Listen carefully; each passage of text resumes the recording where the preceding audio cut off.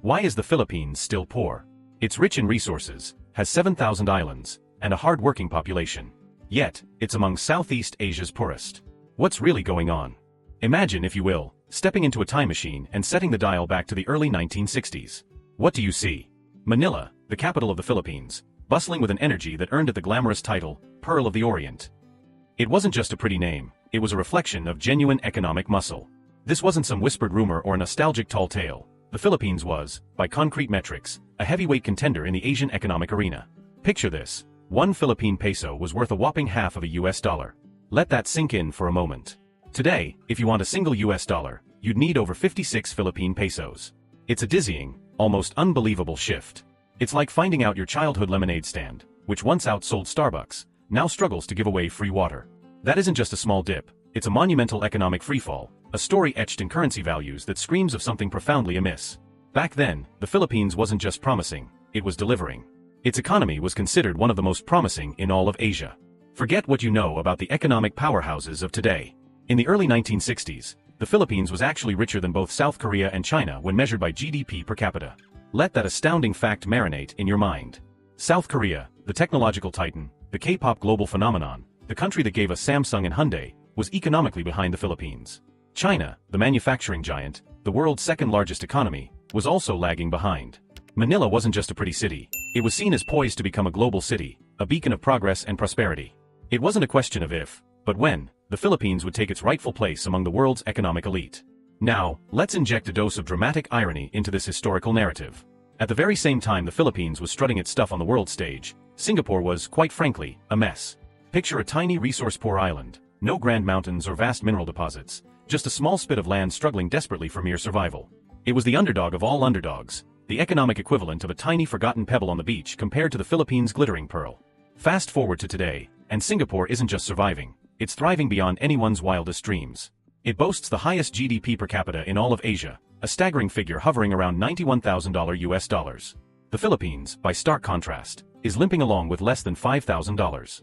This isn't a small gap, it's a chasm, a canyon-sized difference that screams for an explanation. It's like watching a tortoise suddenly outrun a cheetah in a marathon, utterly baffling. So, why did this seemingly inevitable future for the Philippines never arrive? Why did the Pearl of the Orient lose its luster, while the tiny pebble transformed into a gleaming diamond? Both countries shared a painful past, having endured colonial rule. Singapore was under British thumb, while the Philippines suffered under the Spanish, then the Americans and briefly, the Japanese during World War II. Colonialism, undoubtedly, left deep, festering scars on both nations. But here's where the paths diverged dramatically. After gaining their hard-won independence, both had a clean slate, a chance to rebuild and chart their own destiny. Singapore gained full independence in 1965. The Philippines, remarkably, gained its freedom even earlier, in 1946. So the head start didn't help. This is where the plot thickens, leading us to the truly devastating twist in the Filipino narrative. While Singapore, under the strict yet visionary leadership of Lee Kuan Yew, launched bold and often ruthless reforms, the Philippines, instead of following suit, stumbled headfirst into a quagmire that continues to plague it to this very day. This quagmire has three terrifying heads: corruption, weak institutions, and political dynasties. These aren't just academic terms. They are the insidious forces that have prevented the country from ever truly realizing its immense potential. They acted like a constant invisible drag chute, slowing down economic growth, scaring away foreign investors who saw chaos instead of opportunity, and cruelly limiting opportunities for ordinary, hardworking Filipinos. The story of the Philippines' enduring poverty is, therefore, deeply, inextricably linked to these historical challenges and the devastating choices made, or not made, since its independence. It's a tragedy of squandered potential, a promise unfulfilled, and a future that simply never arrived. The stage was set, the actors were ready, but the play, sadly, was sabotaged from within. And the consequences? Well, we'll dive deeper into those later. But for now, just remember that astonishing pivot from potential superpower to economic struggler. It's not just a historical fact, it's a burning question that demands answers, and perhaps, a dramatic retelling of where exactly things went wrong. So we've talked about how the Philippines was once the economic superstar of Asia, poised for greatness, while Singapore was just a little island trying to find its footing. But then, something drastically different happened after they both gained independence. It's like two friends starting a race. One got a super coach and a clear map, while the other got, well, let's just say a very confusing map and a coach who was easily distracted by shiny objects. Singapore, under its visionary leader Lee Kuan Yew, decided to tackle its problems head-on, especially corruption. Imagine a superhero team whose main job was to catch sneaky villains who stole public money. That's exactly what Singapore did. They created something called the Corrupt Practices Investigation Bureau, a super agency designed to enforce accountability at every level of government. It was like a giant super-sensitive metal detector for dishonesty, making sure no one could get away with taking what wasn't theirs. And how did they pick their leaders and public officials? Not based on how many followers they had on social media, or how much money their family had, or even who they were related to. Oh no. In Singapore, public officials were chosen based on merit. Think of it like picking the best player for a sports team. You choose them because they have amazing skills, a great track record, and everyone trusts them. They had a super strict vetting system, like a very thorough background check, to make sure only the smartest, most capable, and most honest people got to be in charge. Education was a top priority. Institutions were made strong, like building a house with super sturdy bricks. And they always thought about the country's future, not just what was happening today. Now let's swing over to the Philippines, and brace yourselves, because this is where our story takes a wild, often baffling turn. Imagine that same sports team, but instead of picking the best players, anyone can join, even if they've never kicked a ball before, or gulp, even if they've been caught cheating in another game. That, sadly, is a bit like the situation in the Philippines when it comes to running for public office. Under Philippine law, candidates are only disqualified if they've been convicted by final judgment of really serious crimes like rebellion or subversion. The key phrase here is final judgment. This means if someone is currently being investigated, or even has serious criminal charges against them, they can still legally run for office and even win. It's based on a fair principle, innocent until proven guilty, which sounds good in theory. But in practice? It's like leaving the cookie jar open while the Cookie Monster is under investigation. The cookies are still going to disappear. What makes this even more mind-boggling is that there's often very little political cost to being accused of corruption or other crimes. Imagine if you got caught drawing on the walls, but no one really cared, and you could keep drawing and drawing. Public pressure is often weak. Political parties don't always screen candidates carefully, and legal cases can drag on for years. During all that time, many of these individuals stay in power. They can even influence their own investigations, and use their public office like a giant shield to protect themselves from facing consequences. It's like the Cookie Monster becoming the head of cookie security. And get this, you don't even need a college degree to run for public office. While many countries don't require a degree, they often have informal standards, or internal systems that help filter out people who aren't really qualified. In the Philippines, those filters are often completely missing. So what happens? Elections can turn into a giant popularity contest, like who has the most likes on their social media post. Celebrities, famous athletes, and yes, even convicted criminals have successfully won public office, sometimes by a landslide. Why? Because they're famous, or rich, or part of a well-known political clan. It's like voting for the class clown instead of the smart kid who actually knows how to run things. And that brings us to the really deep, tangled root of the problem: political dynasties. Over 70% of elected positions in the Philippines are controlled by these powerful family dynasties. Imagine if in your town, the same family always had the mayor, and the police chief, and the school principal, generation after generation, father to son, brother to sister, husband to wife. In some regions, the same family has reportedly held power for over 100 years. It's like a real-life Game of Thrones, but with less dragons and more political maneuvering. This massive concentration of power creates a dangerous, repeating cycle. Government becomes less about truly serving the people and more about keeping the family's influence and power going. Things that are super important for everyone, like good roads, better schools, proper hospitals, and programs to help people who are struggling, often take a back seat. Instead, the focus is on making sure family loyalty is strong and political control stays in their hands. When the same families dominate for decades, accountability, which is like having to answer for your actions, just disappears. Corruption becomes totally normal, like just another Tuesday. And real progress? It slows down to a crawl, like a snail trying to climb a mountain. This isn't just a political problem, it's a huge economic one. When investors see this kind of situation, they pull their money back faster than you can say pesos. Opportunities dry up like a desert. The nation's development suffers not because it lacks potential, but because the people in charge are often too busy protecting their own interests to build a better future for the entire country. Now, to be super fair, the Philippines has had amazing leaders, honest, capable, and truly dedicated to serving the public. But too often, these good leaders are outnumbered, outspent, or simply overpowered by these powerful, old political clans and corrupt groups that control all the important government bodies. It's like a few brave superheroes trying to fight an entire army of supervillains. A tough battle. Corruption in the Philippines isn't just a big political issue, it's a daily obstacle that affects every single part of life. It seeps into everything: how roads are built, how healthcare works, how kids learn, how laws are enforced, and even how people get help after a big storm. It scares away people who want to invest and build new things. It slows down progress, and it creates a feeling of distrust and instability, like walking on wobbly ground. Every year, billions of pesos just vanish because of misused funds, contracts that cost too much, and shady deals. Government officials approve projects that help their friends, not the people. Basic services are delayed or done poorly. Roads are left unfinished. Medicines go missing. Even relief goods meant for people in need are stolen. And who suffers the most from all this? The poorest Filipinos, of course. When public money disappears, it doesn't build new schools. It doesn't pay teachers enough. It doesn't fix roads or bridges. It doesn't build hospitals or clean water systems. It doesn't help farmers or protect nature. Instead, that money ends up in the pockets of just a few people, while most of the country is left behind. It's a truly heartbreaking situation, a testament to how deeply entrenched these problems are. And this leads to a dangerous repeating cycle, like a broken record stuck on repeat. Poor governance, which means bad people in charge, results in poor services. Poor services lead to weak education. And weak education, sadly, makes voters more likely to believe false promises, misleading campaigns, and get tricked by politicians during elections. People who don't have good access to quality education might find it harder to really think about who they're voting for or what policies really mean. They might vote based on how someone makes them feel, or if they're famous, or if they get a small favor right now, instead of thinking about who has the best ideas for the future. And so, the cycle keeps spinning. Corrupt leaders get re-elected. Public money keeps disappearing. Services remain broken. And poverty remains widespread. This cycle doesn't just mess up today, it shapes the entire future. When corruption becomes normal and good leaders are pushed aside, the country loses more than just money. It loses trust, momentum, and sometimes, decades of progress.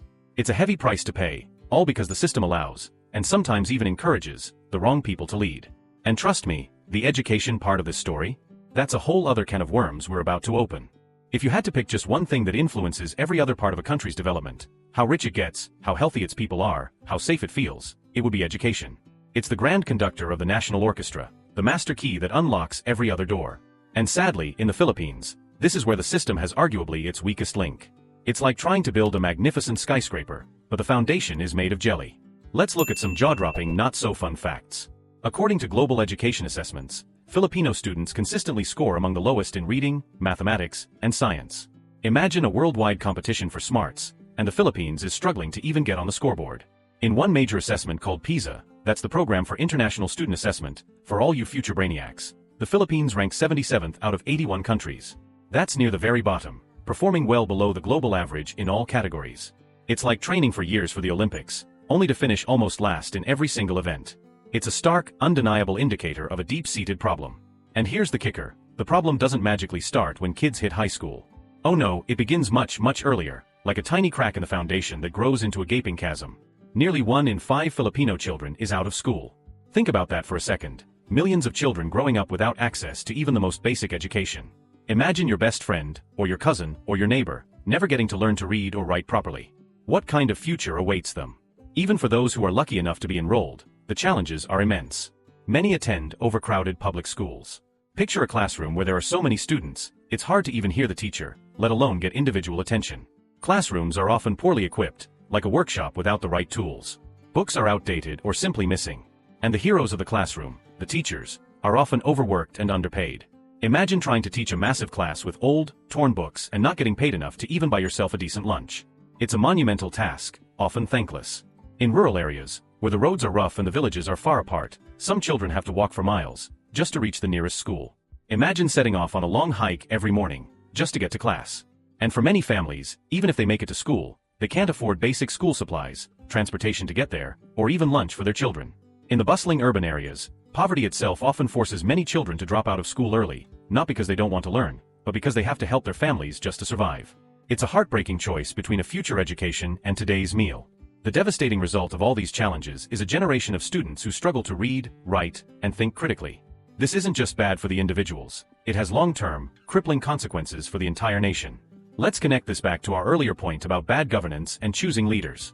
When people cannot properly evaluate candidates or understand complex policies, democracy itself weakens.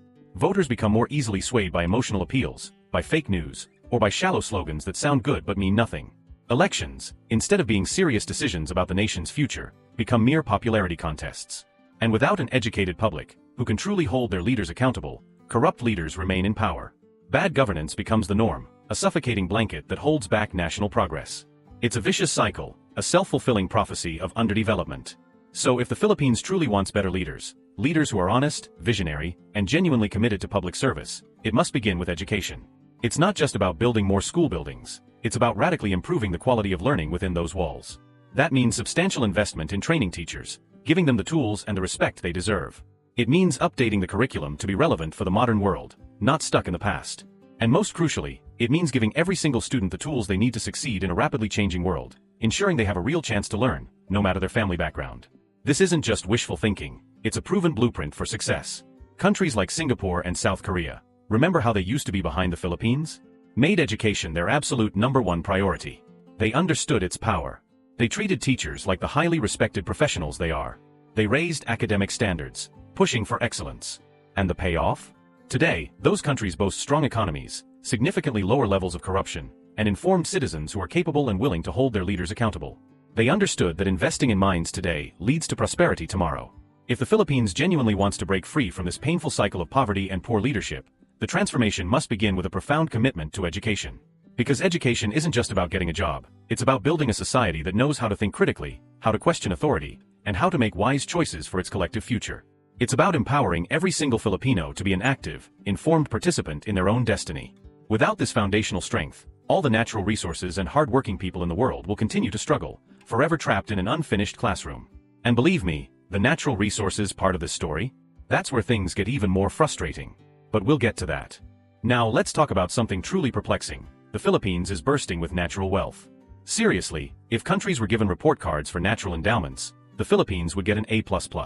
It's like having all the ingredients for the most epic gourmet meal you can imagine, yet somehow, dinner never gets served.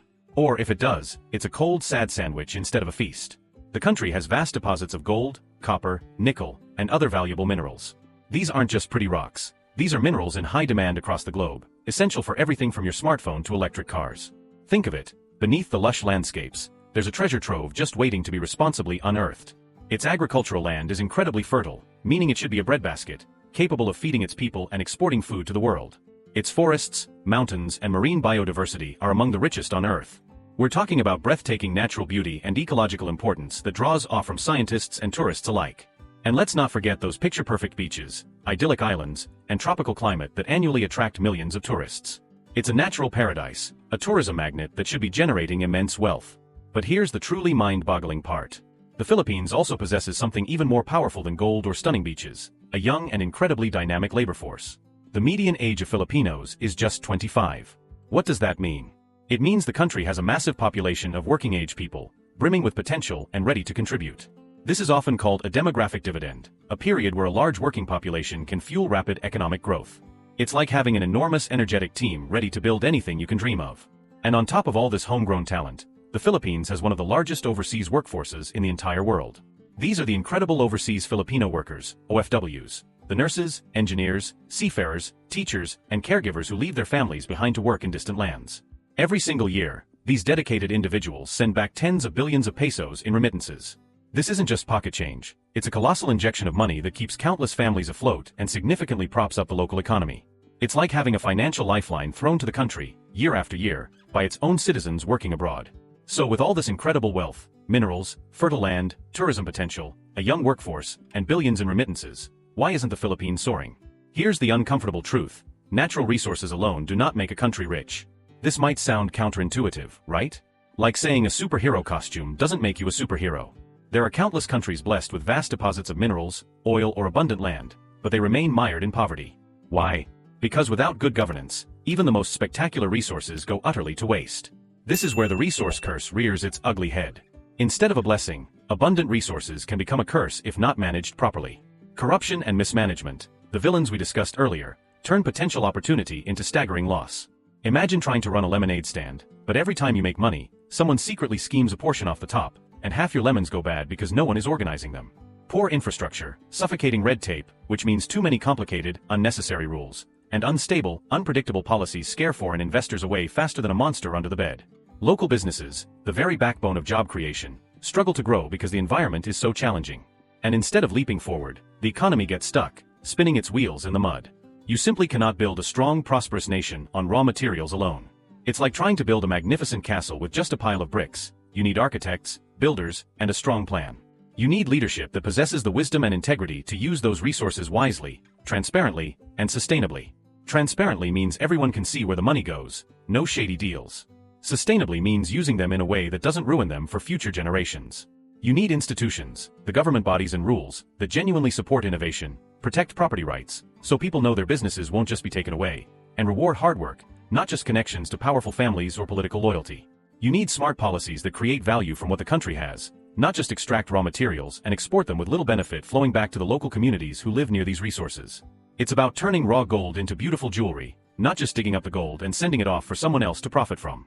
Because ultimately, prosperity doesn't come from what a country has. It comes from what a country does with what it has. And right now, the Philippines, despite its incredible endowments, is simply not doing enough. Too many opportunities are lost to inefficiency and self-interest. Too many projects that could genuinely improve lives are abandoned, underfunded, or corrupted before they can bring real, lasting change. The country holds all the magical ingredients for success. But without good governance, without that crucial leadership, transparency, and accountability, those ingredients will forever remain in the pantry, never reaching their full delicious potential. This stark contrast between immense potential and persistent poverty is one of the most frustrating aspects of the Philippine story. It's a reminder that wealth isn't just about what's beneath your feet or how many talented people you have. It's about the hands that guide them, the rules that govern them, and the vision that propels them forward. And that, my friends, leads us to the final sobering conclusion about this remarkable, yet challenged, nation.